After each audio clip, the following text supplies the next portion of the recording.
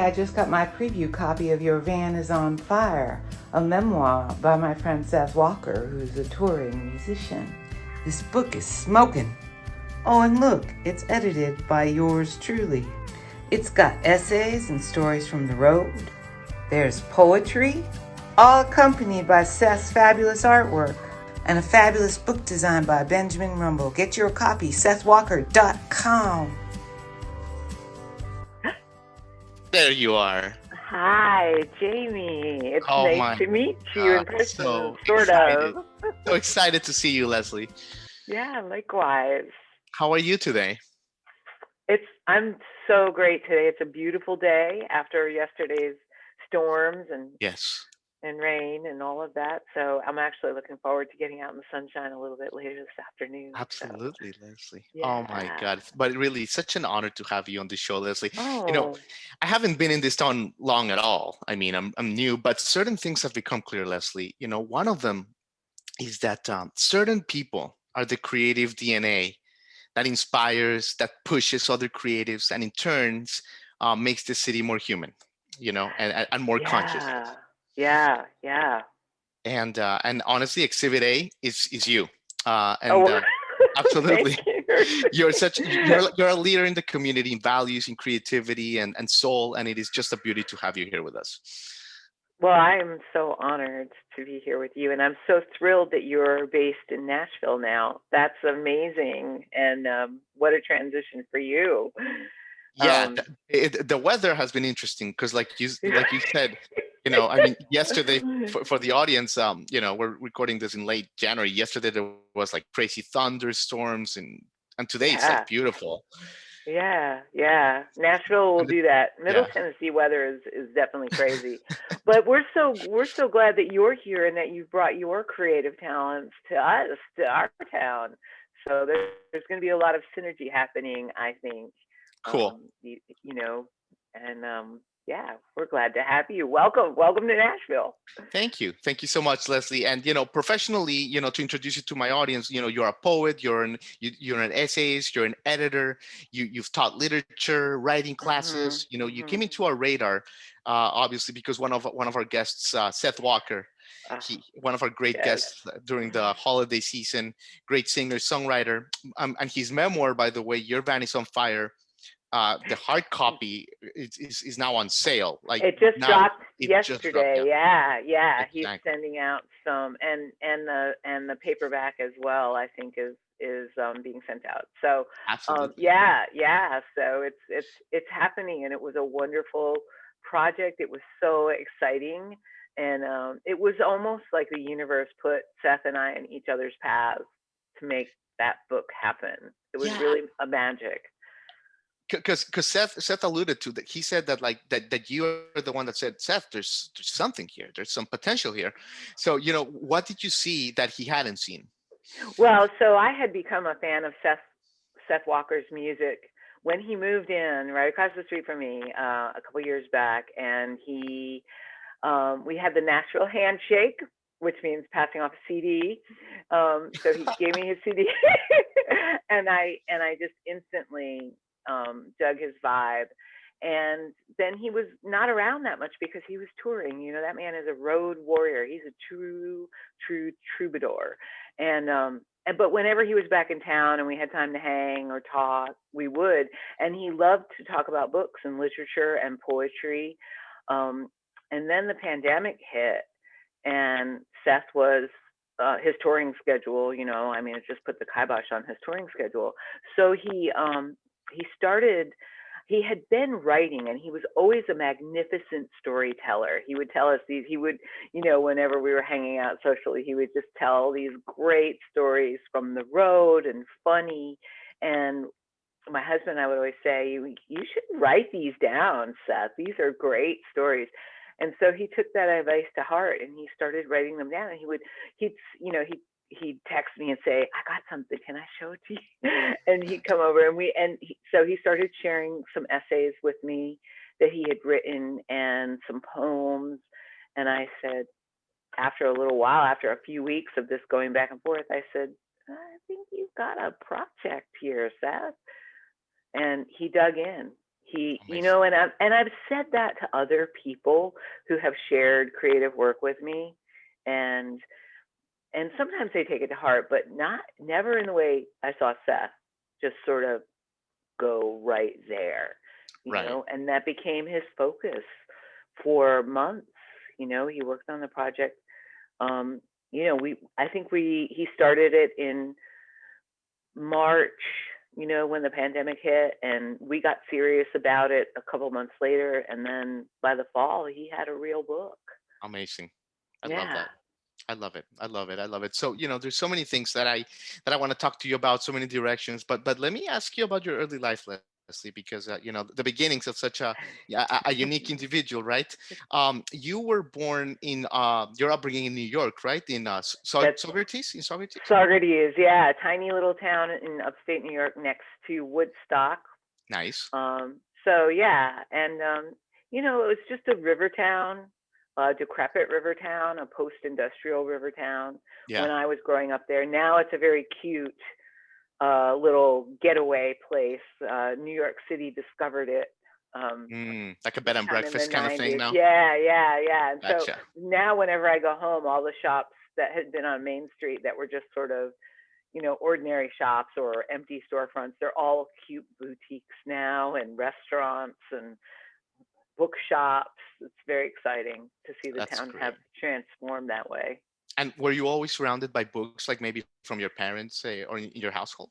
Yeah, my mom taught school, and my dad Okay. was also a big reader. My dad liked nonfiction and magazines, and my mom, of course, loved everything. She was a science teacher and an elementary school teacher, so I was very, very fortunate to grow up in a household that was full of Nice. books with parents who loved to read, and so it was just something that I always did, and I always um, I always was a writer too. I always journaled as Really a kid, and I think I always knew that was my trajectory. Um, nice. I loved novels about kids who wrote and people who wrote. I loved to read writers' biographies. Yeah. So I think I knew pretty early on, and that's what I was going to do. In fact, when I graduated from high school, my mom had a birthday cake made for me in the shape of a typewriter, which is Really? what we Oh, used, which is yeah. what we used back then. Well, now they're the cool thing, right? The typewriters. Oh, I know, Yeah, yeah, yeah. especially for writing poetry and things like that. Yeah, it's very Oh, retro, but that's what I grew I up love writing writing with. Oh, awesome. Awesome. So you yeah. were born to do this, Leslie. I love that. I love that. I wanted to ask you about elder wisdom because in one of your great blog posts, you talk about, Mhm. the toll the pandemic has had, and that you mentioned Mhm. as well the suicides, the addictions, all that unfortunate reality, and you talk about how this is going to affect the elder wisdom. Yes. My It's such an important concept that Leslie, my father, he lived in Japan for 7 years before I was Oh, born, neat. and Yeah. he always talks about that, like every 6 months or so he Mm. goes on a little rant about it, how like in Mhm. Japan, in the East, elder wisdom is so celebrated. Mhm. So I did want to ask you, Leslie, why don't you think America puts a more of a premium on the elder wisdom? I think that it has in part to do with the way the country was originally conceived Hmm. by Europeans coming here. You know, it was a new place, Yeah. right? A new world. Everything was new and exciting. And mm I think that as maybe as a culture, um, America began as a break with certain traditions, right? Okay. Like European traditions of having kings and queens and Right. monarchy and theocracy, right? So America was all about being new.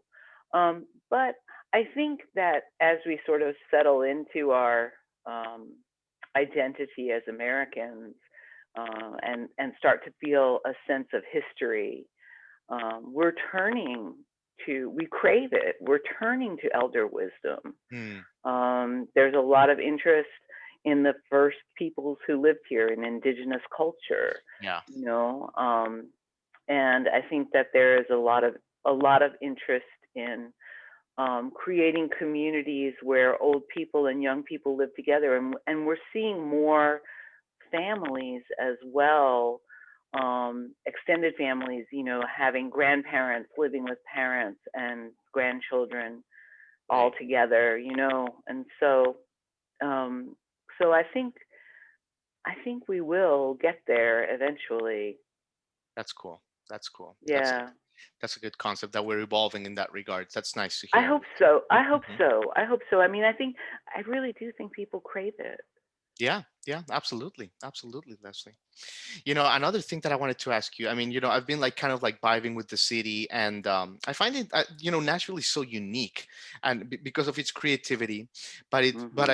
I find that it's kept it. For example, when I go to New York, Leslie, I mean, obviously, it's changed from this iconoclastic metropolis of creativity Yeah. into kind of a suburbanized luxury zone with a price tag that only the 1% can afford. Mhm. You read about these Mhm. places like the CBGB, and these are long gone. There's like a bank Oh, there I now. know.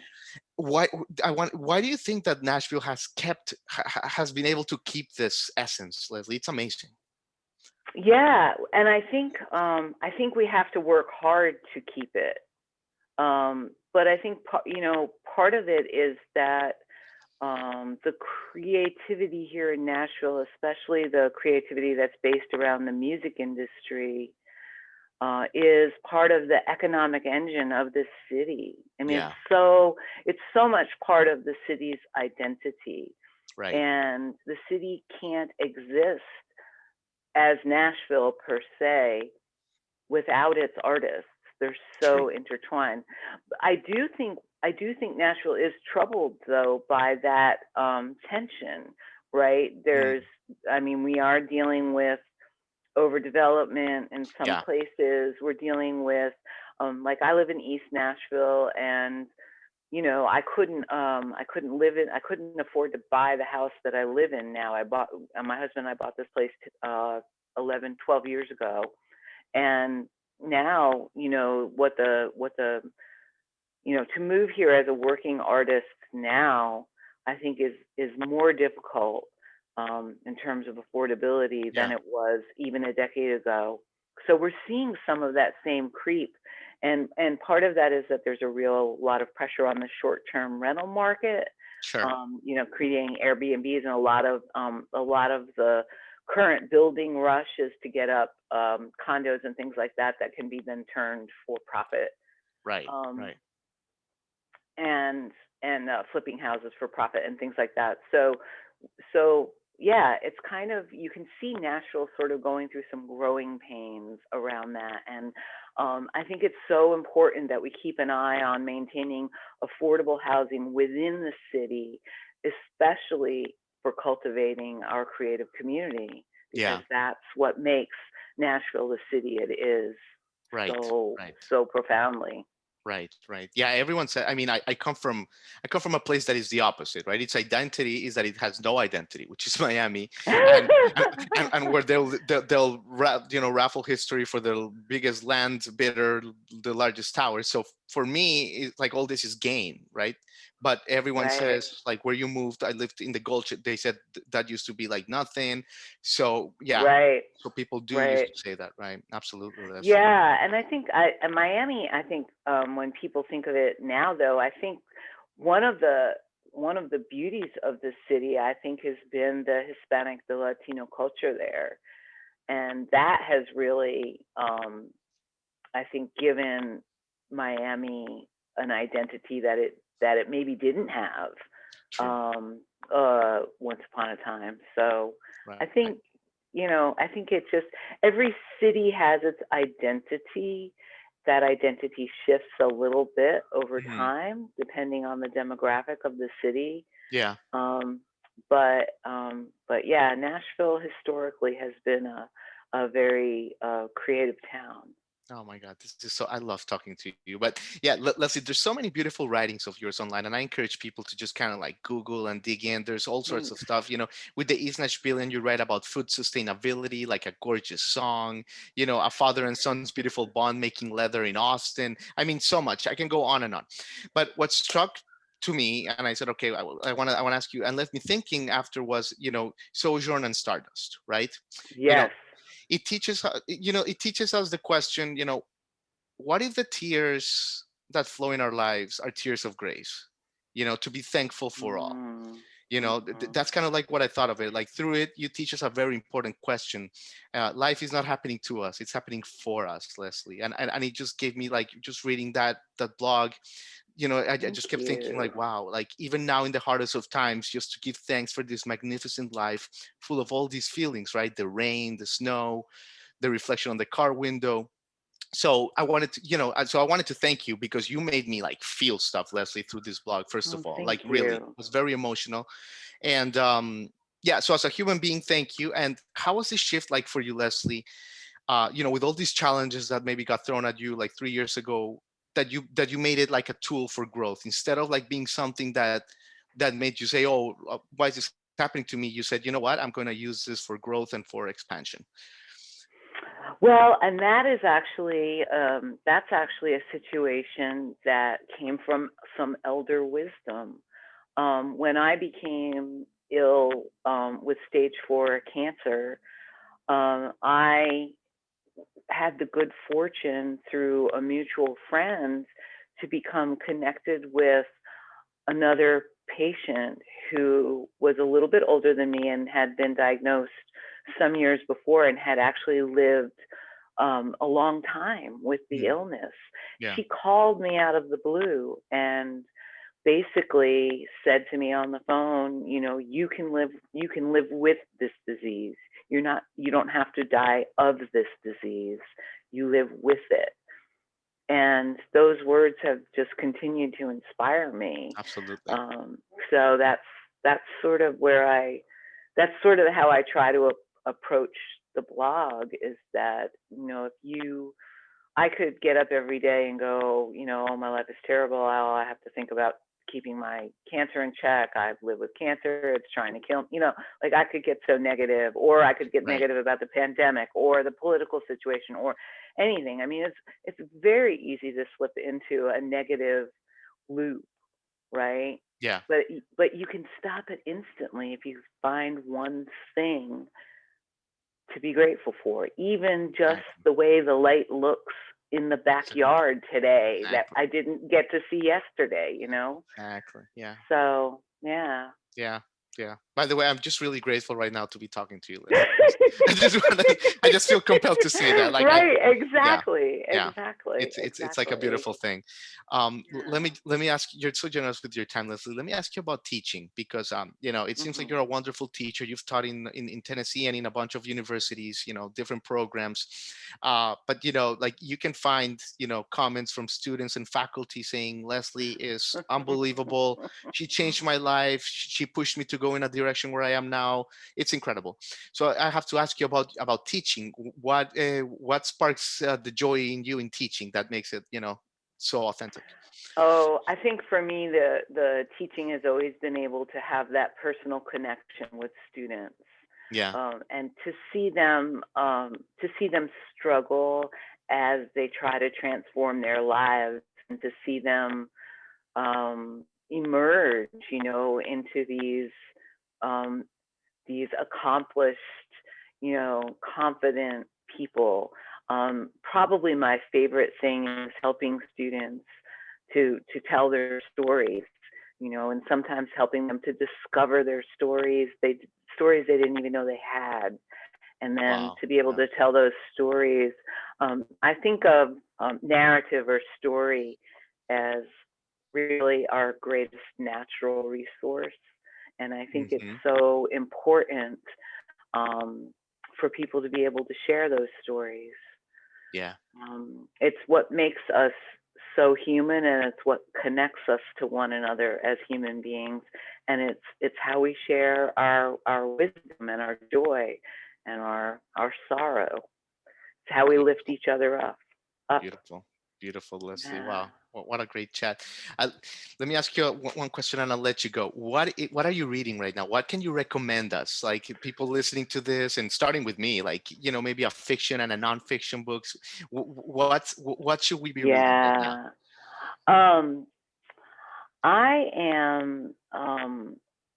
Oh, it's always so hard to choose. You know, it's like choosing your favorite child. Yeah.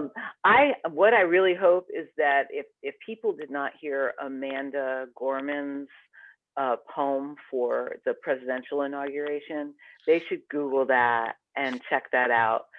Can I just put a little parenthesis there, Leslie? That was the most beautiful poem. And listen, Yeah, I've had a laugh with the Bernie memes and all that stuff. It's been yeah, nice, yeah. but I almost like don't like that it took so much attention away from beautiful things like that from that day. Yeah, yeah, and that was and she, you know, she was so remarkable, and she follows in the tradition of other really amazing inaugural poets.